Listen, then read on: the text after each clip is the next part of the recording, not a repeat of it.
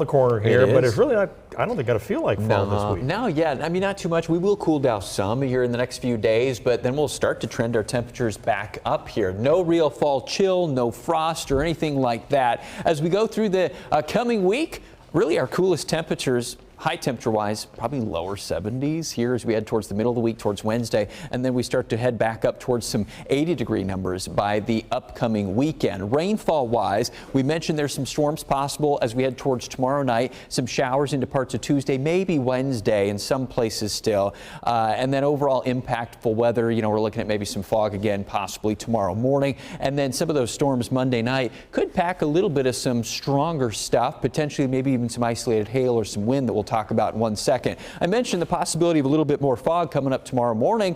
Maybe not quite as much as we saw this morning, but the stuff we saw this morning, really cool, especially if you watch it from our downtown Skycam over about 4-hour period from before the sun came up through about mid-morning when it started to lift. Real shallow layer of fog, maybe a few hundred feet thick, and then once it started to lift, it lifted real fast when it's that shallow, and we got to see some drier, quieter skies than by the afternoon, but a neat little time lapse of that fog earlier on this morning. Now let's get to the storm chance here as we start off the week. Coming up tomorrow, there is for most of us a low-level level 1 risk of maybe a stronger thunderstorm or two during the evening and overnight time frame. The highest chance of maybe a stronger cell producing maybe an isolated wind gust or a couple of larger hailstones will be across parts of western Iowa. That level 2 zone goes as far north as about Denison towards Carroll and then into southwest Iowa from there. So basically storms will fire up kind of right here into southern Minnesota and then move southward as we go into tomorrow night. Tonight, right now, we've just got a few storms up that direction that are going to slowly start to die off here as we head through the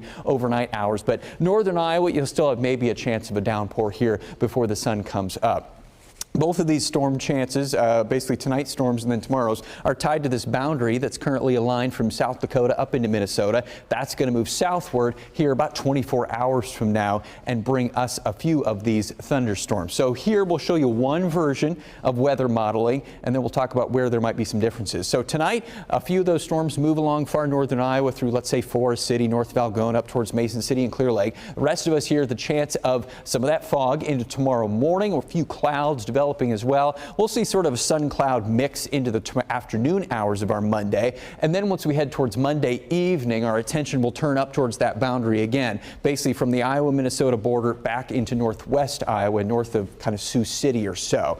That zone is where we'll watch to see where storms exactly light up. Could be as soon as maybe 5 o'clock in the evening, more likely closer to sunset and a little bit after that. These storms will pop and then they'll start to move southward and kind of southeastward as we go into the evening hours. Most of us, let's say like the Des Moines metro area, probably no rainfall until maybe at earliest like 10 o'clock or midnight or something like that. Most likely overnight, some scattered showers and some thunderstorms. Now this is probably the meanest looking scenario I could show you. I don't know if the storms will for sure be that widespread here as we head into the early part of kind of the pre-dawn hours of Tuesday. Now once those storms fizzle and die out, Tuesday we'll be left with some cloud cover across at least the southern 2/3 of the state. Rain chance highest across southern Iowa, probably just some showers and maybe an embedded rumble of thunder in there too for Tuesday afternoon. So not everybody's still going to be wet. Wednesday we'll start to see this big weather system that's causing the rainfall to our south start to pull away to the east. Maybe an isolated shower Wednesday, otherwise sort of a sun cloud mix. And then I think that kind of lumbering low pulls farther away. By Thursday we're seeing more sunshine. So best rain chance is going to be later tomorrow night with some scattered thunderstorms here moving through and then some scattered showers, especially across southern Iowa Tuesday. Then after that, look at that drier stretch of weather is coming our direction as we head towards later this week into the upcoming weekend. Temperatures trending up too, humidity also trending down. So a drier 80 degrees by this upcoming Saturday.